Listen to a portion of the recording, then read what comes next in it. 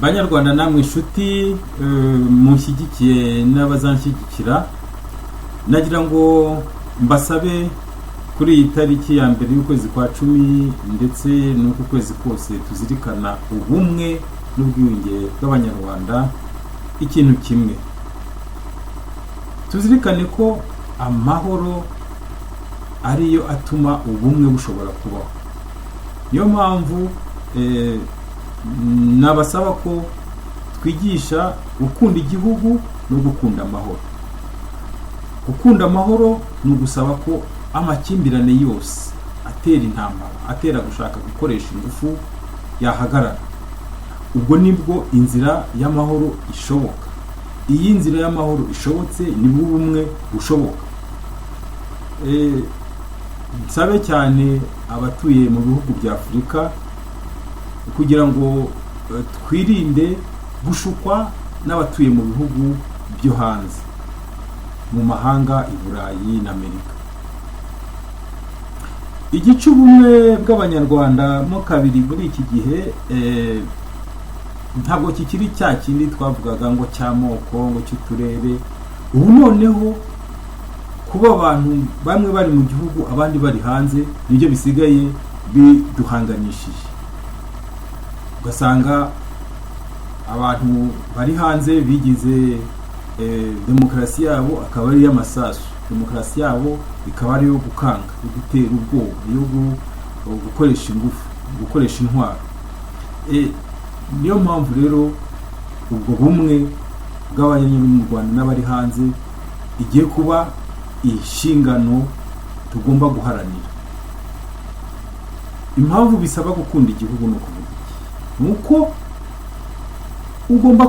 tugomba kwiyumvisha ko hatari ibihugu bibiri, u Rwanda rwo mu Rwanda n'u Rwanda rwo hanze. U Rwanda burya kugira ubwenegihugu bubiri ni kimwe no kugira abagore babiri. Usanga hari nyirankundwakazi hakaba na nyirantabwa.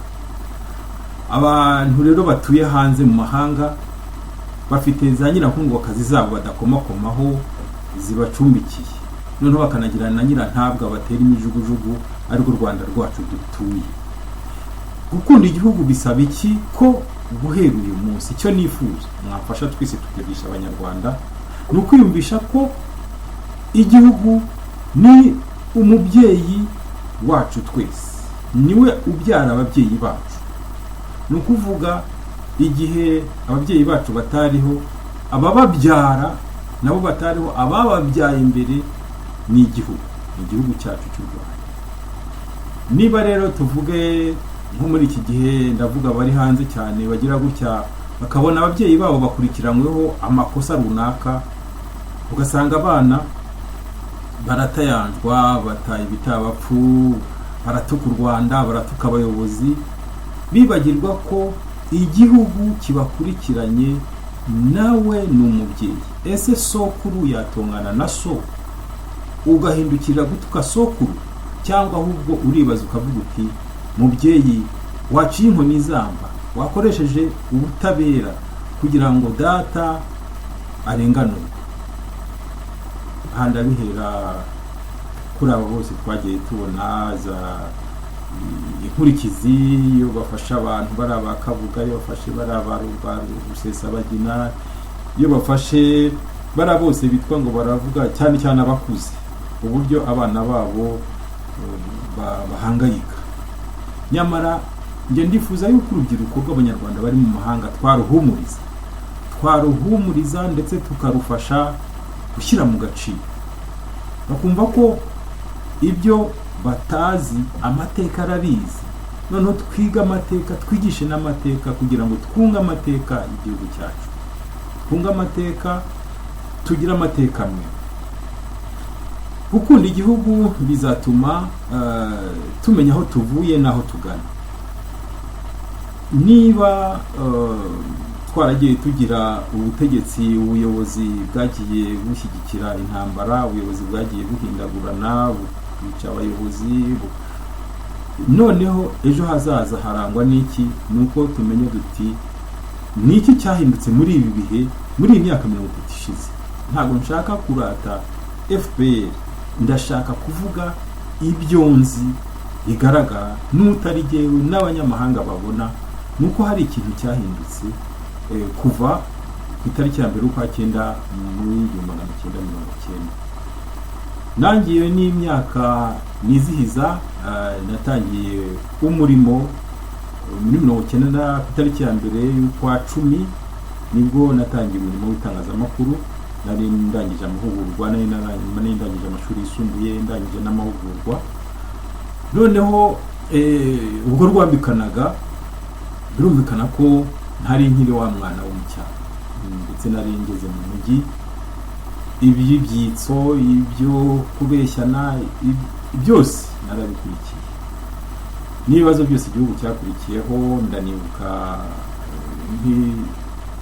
nk'itaramakuru nagiye nkora rigoye ryo kwibaza igihugu noneho ko kiri mu bibazo byagenda bite kugira ngo kizamuke.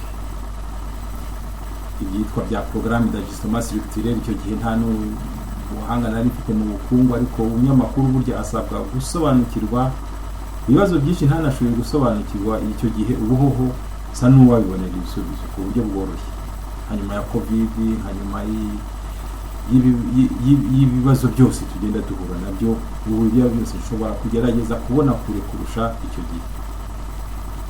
sangiye rero ubu narabibonye n'abamaze imyaka 30 bakora, nkaba ariko ku ruhande rwanjye nk'umunyapolitike utabogamiye ku mashyaka, nifuza ko mwese baba muri mu mashyaka runaka, mwaba mutari mu mashyaka runaka, mwamfasha tukigisha ikintu cyitwa amahoro no gukunda igihugu. amahame yanjye murayazi, ni ukurinda ubuzima, gutsura umurimo no kubaha amategeko. inyikirizo zanjye murazizi, n'indi ntambwe kwanga ibidusubiza inyuma, kwanga guhera mu bya kera no guha ubushobozi abaturage. none se ko hari abagenda badusubiza inyuma, cyane cyane bamwe nababwiye biyumva ko bari mu mahanga bakumva baraturusha ubuhanga, bagashaka guhungabanya umutekano w'igihugu cyacu. tuzaharanira ubumwe dute se niba hari abo bantu bashaka kudusubiza inyuma?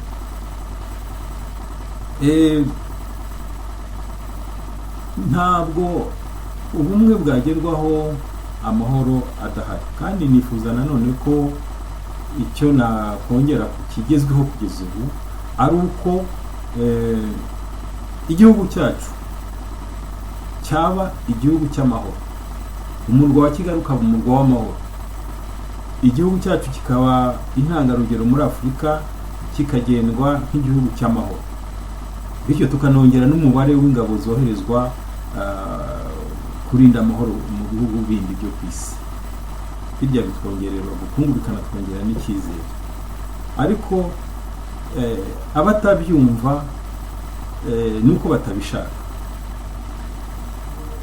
niyo mpamvu nifuza ko abiyita abanyarwanda kandi mu by'ukuri barabogamiye hanze bakibagirwa ko bafite ubundi bwenegihugu shingiro nkomoko yabo y'abanyarwanda, twabibutsa ko gukunda igihugu bibasaba kumenya ko ni kwa kundi kugira ubwenegihugu bubiri ni nko kugira abagore babiri, umwe aba ari nyirankundwakazi undi ari nyirantabwa. mwebwe za Amerika rero na za Burayi mufite ba nyirankundwakazi banyu mudakoraho, aho mwiyamamaza muri demokarasi mugaharanira gutorwa mutitwaje intwaro, ariko mwagera ku Rwanda mukadutera ibinonko, mugashaka ko twebwe hakoreshwa intwaro. burya ng'umwana wanzwe ni mukuru. twe rero mu Rwanda tuvuge ko turi ba nyirantabwa, ariko tuzakura, Rwanda ruzakura, kandi ndetse aho rugeze ndahamya ko rushobora no kuharenga. harabona agiye numva bakomeza kunenga ngo abayobozi bo mu Rwanda bariyemera ngo bafata u Rwanda nka Amerika, ngo bafata u Rwanda. njyewe icyo ahubwo hari abajya bavuga ngo ise ngo kubera iki ngo Mpayimana ngo asa n'ubashyigikira nuko hari ibintu nk'ibyo ngibyo ndabyemera ko igihugu cy'u Rwanda kigomba kuba igihugu gikomeye nk'ibyo bihugu bya Amerika. Ntabwo nisuzugura, ntitugomba kwisuzugura. Abandi bakunze gukoresha ngo u Rwanda ngo ni agahugu gato, ngo ni agahugu ngo gato, ngo sinshobora kubikoresha, simbishyigikiye, kuko hari ibihugu byinshi cyane u Rwanda ruruta ariko bitajya byiyita ko ari agahugu gato. Ibihugu Busuwisi, Ububirigi, Ubuholandi, hari ibihugu birenga 10 na bingahe, izo za Singapore, ibihugu byinshi cyane bivugwa, za Kuwait, za Dubai, ibi byose ni ibihugu bito u Rwanda rwifuza kwigereranya narwo. U Rwanda rero tugomba kuba kapitali ya Afurika, ariko kugira ngo tugereho duharanire ubumwe bwacu, kugira ngo tubugereho twunga amahoro, duharanira amahoro. Guharanira amahoro rero ni kwiyunga iby'intambara tukaba tubishyize iruhande. Gukunda igihugu nk'ingabo z'igihugu, twese tugaca ukubiri n'ubunyeshyamba. Bara bose baharanira ngo gusubira mu gihugu, ngo bemye babyikuremo, bavuge bati reka dushyire intwaro hasi, twaratsinzwe, kuko byose bishingiye muri 1994. Ndavuga cyane nka za FDR nari amashyaka yose ya za FDR yakurikiyeho yose ayawumva ngo afite ngo force démocratique, kandi bidashoboka. Demokarasi ntishobora gukoresha force. Abyiyemeze, agira inama abayarimo, avuga ati byaba byose uwatsinze siwe uzafasha intwaro hasi. Igihugu n'ingabo zacyo bazakomeza gukurikirana abantu bose bari hanze, ariko ntabwo ari bo bashyira intwaro hasi, ahubwo abo batsinzwe bari mu mahanga, aho gukomeza kwiremereza, ntibavuge bati turabyemeye nyuma y'imyaka 30 turwana, ndetse navuga 60, kuko ingabo za Habyarimana nizo za mbere zashyizweho n'abakoloni kuva muri 60 kugira ngo zibe ingabo z'igihugu, noneho zishyirwaho n'abakoloni mu rwego nyine rwo gusimburanya ubutegetsi. Ariko abakoloni batwigishije nabi, kuko ingabo z'u Rwanda zarwanye n'abanyarwanda babita inyenzi. Ntabwo abanyarwanda bigeze bamenya ko ingabo z'u Rwanda ziriho zikora mu nda. Inkotanyi niwo mutwe wa mbere navuga waremwe n'abanyarwanda kugira ngo barengere inyungu zabo nk'abanyarwanda, nk'izaremwe n'abakoloni. Ndahamya rwose ko ari nayo mpamvu batsinze, kuko intambara idashingiye ku mpamvu nyakuri ntabwo ishobora gutsinda. Ubwo rero niyo mpamvu mbona ari umutwe dushobora kwemera yuko uzaba ishingiro ry'ingabo z'u Rwanda, z'ingabo z'igihugu mu mateka, kuko ziriya ngabo za Habyarimana zitwaga iz'u Rwanda, impamvu zatsinzwe nuko zashinzwe n'abakoloni mu rwego rwa gikoloni. Nta banyarwanda bigeze bishyira hamwe ngo bavuge ngo bagiye ngo kuba umutwe w'abanyarwanda, ahubwo n'ubwa mbere abanyarwanda nubwo bari hanze mu buhungiro bishyize hamwe nk'abanyarwanda, bavuga bati tugiye kurwanira gukosora amakosa yakozwe n'abakoloni. Ayo makosa nayuko bafashe igice cy'abanyarwanda bakagiteranya n'ikindi gice cy'abanyarwanda. Urumva ko hano turagana imbere. Hari abakunze kumbaza ngo Mpayimana hajya ngo bavuga ngo hari ibyo ashima Kagame kubera iki. Uko kureba imbere nawe ubwo yigeze kuvuga ati turebe imbere. Aho ngaho iyo turebye muri ubwo buryo tuba tureba imbere. Ngaruka ariko ku byo nshaka kubasaba hanjye namwe mwese mwifuza ko twafatanya, nuko twakunganira nyine abo bariho bubaka aho bageze, bubaka natwe tugakomerezaho. Ndababwiza ukuri ko ntabwo FPR yizibwiriza ngo ireke gukurikirana FDLR ireke gukurikirana abicanyi bari hirya no hino, niba twe tutabogamiye kuri yo cyangwa se tutabogamiye no ku mashyaka cyangwa twe twigenga, mbese mvuge twigenga, tutayisabye cyangwa tubasabe namwe mwirirwa mu kwimishwara hirya no hino mushaka intwaro muvuga ngo muzagaruka mwemye, nitwe tugomba kubasaba ngo mushyire mu gaciro, mushyikirane nayo, cyangwa se mwebwe mutangaze muti dushyize intwaro hasi, turifuza ko intambara yarangira. Nizere ko mwumva neza akamaro k'ubwigenge muri politiki.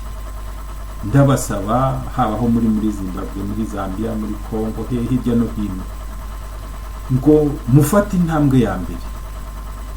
Ndabwira cyane cyane abasaza bariho bagenda basezera iminsi batabwije ukuri abana babo, ngo bavuge bati twakoze amakosa, twayoboye igihugu tukiyobora nabi, tugisiga mu maraso, duteranya abana bacu, none tubabwize ukuri, tugiye gusaba imbabazi. Nkura mugore wa Habyarimana n'umukecuru ahasenga hasaba mu Bufaransa, yagombye kuvuga ati se igihugu twayoboye twasize mu maraso, nzagisiga abana banjye, nzabasiga mu manza cyangwa nzasiga mbasabiye imbabazi? Ese yigeze agerageza na rimwe? Ndumva twe twigenga dushobora kubasaba mukatwumva, ngo muce bugufi musabe imbabazi igihugu, yenda ntimuzazisabe FPR, musabe imbabazi abanyarwanda, uvuge muti kuva muri 60 ingabo twayoboye, ingabo Habyarimana yayoboye ari minisitiri w'ingabo, ari perezida, kugeza atsinzwe, twarwanye nabi kuko twarwanye n'abanyarwanda tubita abanyamahanga. Murumva yuko inzira y'amahoro irashoboka niba abanyarwanda dutekereje neza kurushaho. Bizanatuma n'abo bana bacu bariho bakura bamenye ukuri. Nabaha nk'urugero, nigeze kubwira uwari burugumesitiri wacu muri Ngenda mu Bugesera, duhuriye mu Faransa, ariko ni gute utatanga ubuhamya ngo dusobanurire uburyo mwayoboye jenoside kandi wari muto, ari umuburugumesitiri muto, ariko hari amabwiriza wahabwaga, kuki utakwihanaguraho ibyo byaha niba ko kuzi neza yuko hari ababigukoreshaga? Aho kugira ngo ahubwo hari muri 2012 aho duherukana, nibwo nari ntangiye kugenda mu Rwanda, atahubwo wowe urashaka niba utangiye kugenda mu Rwanda urashaka no kudutanga, kuva icyo gihe ndikongera kuvugana. Sinzi ahari, ariko sinkeneye kuhamenya, atazanagira ngo ndamushakisha. Ariko abayobozi mwese mwari mukwiye kuvuga muti ubu ko tugenda tuba abasaza, abana bacu ni ibiki bisigaye inyuma, tutababwije ukuri, tutabasabiye imbabazi.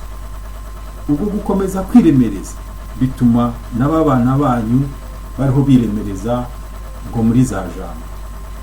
Mperutse kumva ngo Jambo yafunguye ishami ryayo mu Bufaransa, birampongera kuko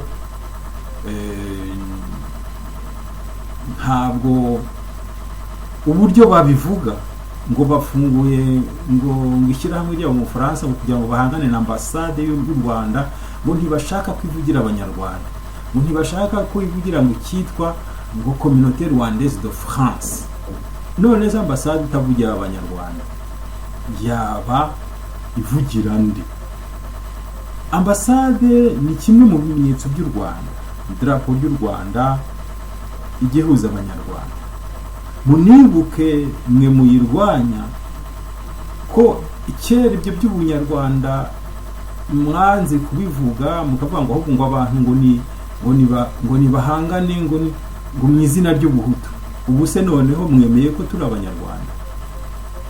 Ni nayo mpamvu mushyize mu gaciro ayo mashyirahamwe muriho mushinga, aho kuyahanganisha na ambasade, ahubwo mwagenderana na ambasade. Ambasade ndakeka ko hari amategeko mpuzamahanga, ntabwo ishobora kwivanga mu buzima bw'abanyarwanda bwite bw'abanyamahanga batuye mu mahanga. Ambasade wayigana, ariko ntabwo izajya kwivanga mu buzima bwawe bw'igihugu. Niyo mpamvu numva hakiri amasomo menshi yo gutangwa mu byerekeye ibyo gukunda igihugu. Gukunda igihugu no gukunda amahoro bishingiye ku kwemeza abagifite ingingimira ko bambuwe ubutegetsi muri 1994 ko bashyira intwaro hasi, abibumbira mu mitwe ifite intwaro bakemeza kuyisenya, bakayifasha hasi, bagafasha hasi intwaro. Nigeze gusaba ishyaka FDI ko ryakwisenya, abantu baranyamagana, ariko hari benshi banshimye kubera yuko uriya muyobozi wayo ndakeka ko yaraje gushyira mu gaciro, ariko by'igice yagombye gukomeza nawe akabagira inama nubwo atakiri muri ayo mashyaka yabo y'Iburayi, ariko aracyafite indi ntambwe yo gutera, kuko zabizi FDI, zabizi FDLR ni ibisigisigi by'ibyahoze ari ingabo z'u Rwanda, by'abahoze ari abayobozi b'u Rwanda. None se bayoboye neza? None se u Rwanda barushyize heza? None se kuki batakwemera ngo dutere indi ntambwe, bavuge bati reka duhindure ipaje, dusenye ibyo byose byo kwihisha inyuma y'amazina mashyashya, tuvugisha ukuri. Ubu ngubu yenda ntitugiye kujya ntawe bahatira kujya mu ishyaka runaka, genda muhashaka muzi inyuma ya Mpayimana, namwe nta shyaka mufite, igihe rwose tuzumvikana ubundi dushakire hamwe uburyo bwo kubaka igihugu, ariko mu nzira z'amahoro. Si ukuvuga ko mbashakamwo uburwanashyaka, ariko ntawe naheza aramutse avuga ati tugiye guharanira kubaka igihugu ariko dukurikiza amategeko y'igihugu. Byaba ari itegeko ritanyuze bigahindurwa mu nzira zemewe mu nteko ishinga amategeko, ubundi rikubahirizwa. Nge ni uko nguko mbibona. Gukunda igihugu, kubahiriza amategeko no gukunda umurimo. Guharanira ubuyobozi ntibisaba guhirika uburiho, kubusebya, gushaka impamvu zo kuburega amakosa, gutera imbabazi, kwerekana ipfunwe. Demokarasi ntabwo ari urukiko, si urukiko mpanabyaha. Hari ikintu abantu batamenya: gukora opposition ntabwo ari ukurega. Hari inkiko nkunze kubabona abantu bita ngo bari mashyaka ya opposition. Ese niba mubona hari icyo munenga, mukivuge ko mukinenga. Niba ari icyaha nimukirege. Ega ntibibujijwe ko mwagenda mukegera inkiko mukarega abayobozi ibyaha baba bakoze. Niba ari ukurega mukarega, ariko niba ari ugutanga umusanzu wo kuba mukawutanga muri demokarasi mwerekana aho icyo mwakora. Ntabwo ari ukurega ngo bariya n'abicanyi, ngo bariya ngo n'abagizi ba nabi, ngo n'abagome. Ibintu nk'ibyo nibyo abantu bazira ntibasobanukirwe, kuko iyo umuntu umureze umubeshyera ubwe ashobora kukwihimuraho bikakugaruka. Nyamara umureze mu ubutabera buraruca.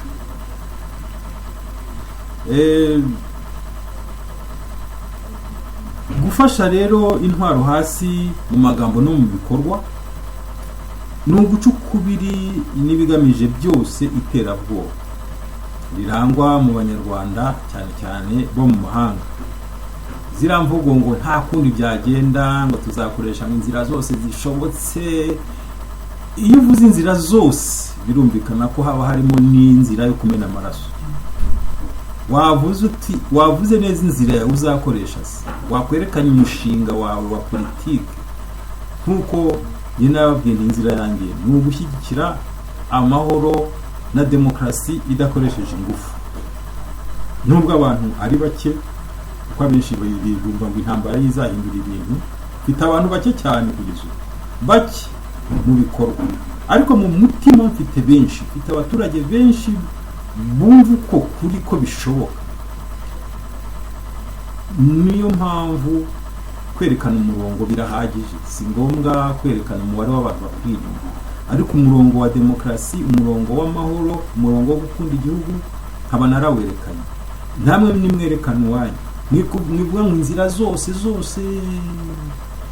ngo kugira ngo kugeza ngo buriya butegetsi ngo buhenutse, inzira zose bo ngiye kubigisha politiki.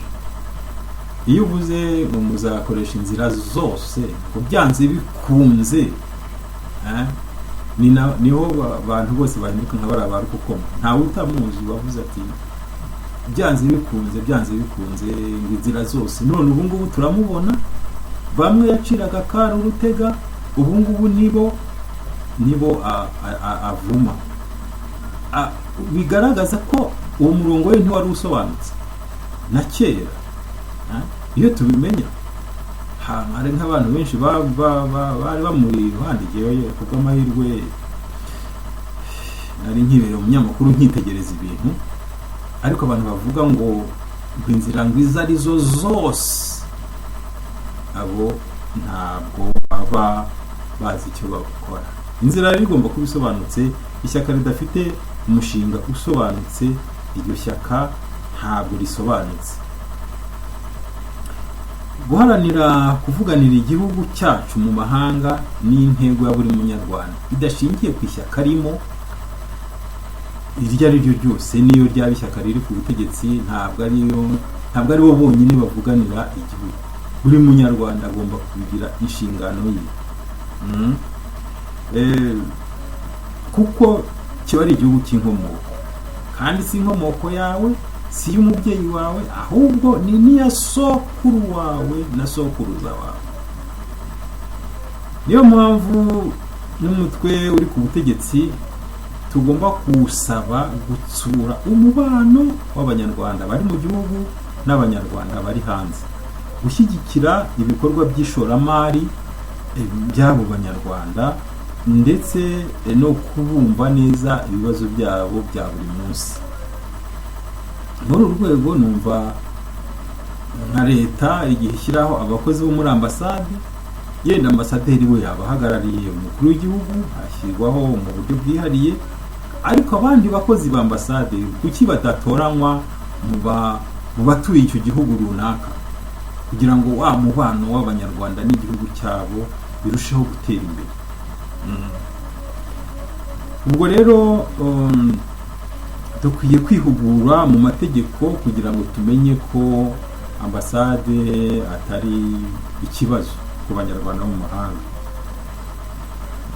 Gutega amatwi abatuye mu mahanga ni inshingano nyamukuru ya za ambasade, cyane cyane muri iki gihe, kuko muri iki gihe mpatse ibihugu zahinduye imikorere. Murazi ko kera ntihabagaho impunzi. Kera abazungu nibo bazaga bagafata abirabura bakabajyana kubakorera mu mirima yabo, ariko ubu abirabura nibo basigaye bijyana. Ariko hashyizweho andi mayeri atuma abanyafurika bagenda basebya ibihugu baturutsemo kugira ngo barebwe neza iwabo. Urumva iyo mitwe abo banyafurika ubwanyu tutayibasobanuriye, ntabwo mwamenya impamvu mugira gutya mukiterura mugatuka ibihugu byanyu, mugatera ibihugu byanyu kugira ngo murebwe neza. Biba byaratangiye babashyiriraho amategeko ngo agenga impunzi, ngo nuko mwerekana ko hari icyo mupfa n'igihugu mwaturutsemo, mwaba nta n'icyo mwapfaga mukagihimba. Turebe kure, dushishoze impamvu abanyarwanda ba mu mahanga biteranya n'igihugu cyabo. Nuko abenshi badasobanukiwe n'ayo mayeri yampatse ibihugu. Nyamara ejo hazaza hagenda haha ingufu icyo bita souverinete z'ibihugu, umwimerere w'ibihugu, ubwigenge bw'ibihugu, bituma abo bantu bose bajagata mu mahanga biyemera biyumva bazagenda barushaho kubona yuko nta mbaraga nta kintu bazatera ubwoba ibihugu bakomokaho. Mfite inshuti z'Abakameruni, mfite inshuti zo mu bindi bihugu za hehe, bajya bicara bakiremereza bagatuka ubutegetsi bw'iwabo, simvuze abanyarwanda gusa, ariko nabo ndabaganiriza nkababwira ariko se mwateye inkunga abari mu gihugu aho mwebwe ubwanyu kwishyira mu mwanya wabo, kuko hano turi mu mahanga, hano muri mu mahanga naho hari ibihugu byaho, hari ibibazo byabo. Nimukoremo politike, naho abari mu gihugu yenda muganire, mufashanye, mugirane inama, ariko nta kubabeshya ko ari mwebwe impinduka zizaturukaho. Ngiki kintu gikomeye cyane abanyarwanda tugomba kwirinda. Abari mu mahanga ibyo bavuga byose kutubeshya ko ari impinduka zizaturuka, ntibishoboka. Nabo ubwabo barabizi ko bidashoboka. Ntibishoboka kuko impinduka ntiza gutya. Mu mahanga abantu bafite ibintu byinshi bibarangaje, bakagira n'igihe gihagije cyo kujya kuri YouTube, cyo kuvuga ibyo bashaka, tukagira ngo ni ukuri, ni amakuru bafite gusa, ahubwo n'ubu bafite imyanya, bafite za mega nyinshi. Inshuro nyinshi nagiye mu Rwanda, nta mwanya nagiye mbona wo kujya kuri YouTube. Bivuze ko mu Rwanda iyo hari ibibazo byinshi n'imibanire y'abanyarwanda ihari, ibihangayikishije, kuganira n'abantu, kumenya ibibazo, udushinga duto duto bituma tumenya aho dutandukaniye n'abari hanze.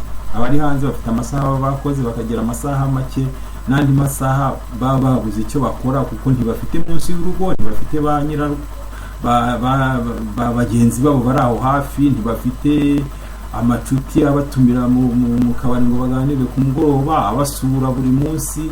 Mbese n'abantu mu mahanga bibera ku mbuga nkoranyambaga. Kuba bava ku mbuga nkoranyambaga byabagize inshuti z'izo mbuga, ariko kubera kubura ibyo bavuga, bashatse uburyo bwo gushaka amagambo mu gusebanya.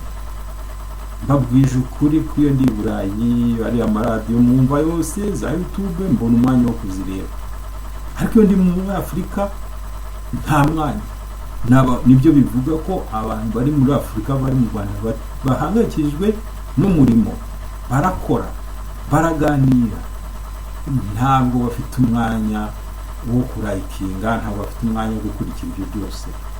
Mwe rero niba mwumva hari umubano mufitanye n'abanyarwanda basigaye mu gihugu, mufatanye mu gutera inkunga imirimo yabo, gushinga amakampani n'inganda zitanga imirimo, aho ngaho muzarushaho kuganira nabo muhuye, ibindi byose mubigabanye. Gukora ibishobotse byose ngo twunge amateka y'abanyarwanda ni ugusobanukirwa n'amakosa yakozwe mu guharanira ubwigenge muri za 60, kuko ubwigenge ntabwo twabwihaye, twarabuhawe kubera igitutu cya Loni.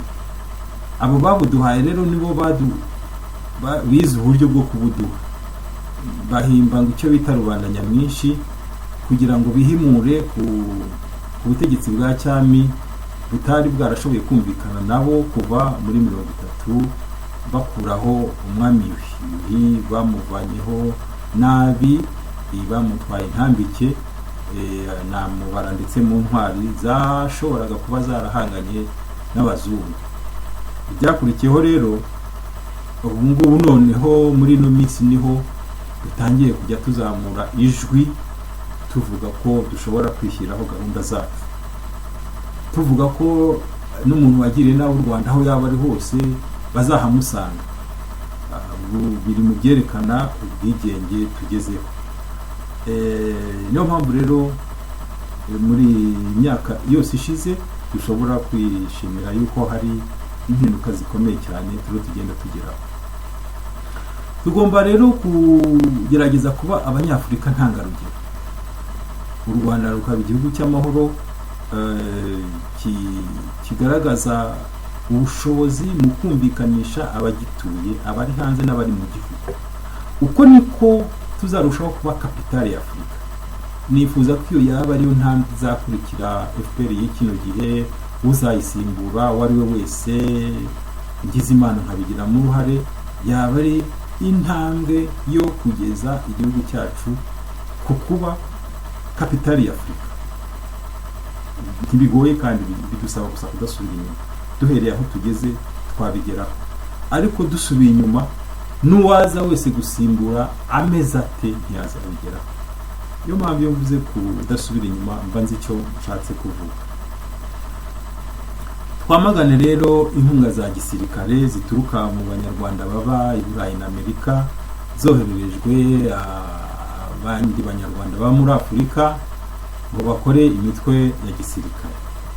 Ahubwo nkuko nababwiye mu nshingano zanjye mu byo kiri imbere, umurimo nuba ari wo uduhuza abari mu gihugu n'abari hanze. Abari hanze bibaze bati se abari mu Rwanda barakora iki? Iyo haje inzara abari hanze barishima, iyo umuntu yatakaje umurimo abari hanze barishima, iyo umuntu yahombye agahunga abari hanze barishima. Ibyo nibihinduke rero, muturebere za statistique, mutubwire abantu baba mu mahanga bishima iyo bumvise umuntu runaka yungutse yateye imbere. Ni bangahe batanga inkunga iyo bavuze bati hari ikigo kigiye guhomba, abantu bakishyira hamwe bari mu mahanga bakavuga bati tugiye kukigura tugishore n'imari. Umurimo uri mu bintu bishobora kuzunga abanyarwanda bo hanze no mu gihugu. Niyo mpamvu rwose ni nk'akabanga mbibiye, kuko ndacyabitegura mu minsi yanjye iri imbere. Hari abanyarwanda mu gihugu turiho dushyira hamwe umuryango wo gutsura umurimo, kugira ngo abanyarwanda bafashanye bahanga imirimo, dushake udukunga tw'ibishoro bito bito byahabwa abanyarwanda. Ibyo biri mu bigiye guharira ku mwanya wanjye mu minsi iri imbere, nabyo muzabitangamo umusanzu mu binyemerera. Bitabaye ibyo nakora rero namwe buri wese, hari n'abandi bari mu gihugu nabo, hari imishinga twahuye amakampani avuga ati dufite ibi ubuhinzi turashaka amasoko hanze, ese wadufasha iki? Ako kanya muri ino minsi nabyo mbirimo, niho ndabashakira amasoko hanze. Ese wowe munyarwanda uri hanze urakora iki? Urashaka intwaro cyangwa urashaka inkunga zo gufasha abakozi, zo gutsura umurimo? Nuko rero sinarangiza iri jambo ntabasabye ubufasha, ngo mumfashe, kuko kwigisha n'umurimo ukomeye. Mumfate nk'umupasitori usaba amaturo kubera umurimo ukomeye abafite, umurimo wo kwigisha amahoro no gukunda igihugu uri imbere, urasaba imbaraga nyinshi. Mumfashe rero, mfite mobile money mu Rwanda, mushobora kunshyiriraho amafaranga, cyangwa se abari hanze mugakoresha za world remit. Niwo musanzu w'igihugu muzaba muhaye umunyapolitiki wigenga, bizamfasha kugenda hirya no hino, gutanga ibiganiro, gusura abafite ibibazo, kuko umurimo wa politike udusaba imbaraga nyinshi. Kugeza n'ubu nkomeza gushyiraho imbaraga, nshimira abamfashije kugeza n'ubu ngubu bakimfasha, nkanasaba n'abandi babitekereza ko umurongo wanjye wa telefone yo mu Rwanda habanza 250, ubundi 7 8 3 24 69 60. Muzabufashije igihugu, muzabufashije demokarasi. Murakoze rero, ubundi dukomeze dutere imbere indi ntambwe, dukunde umurimo, turengere ubuzima kandi twubahe amategeko.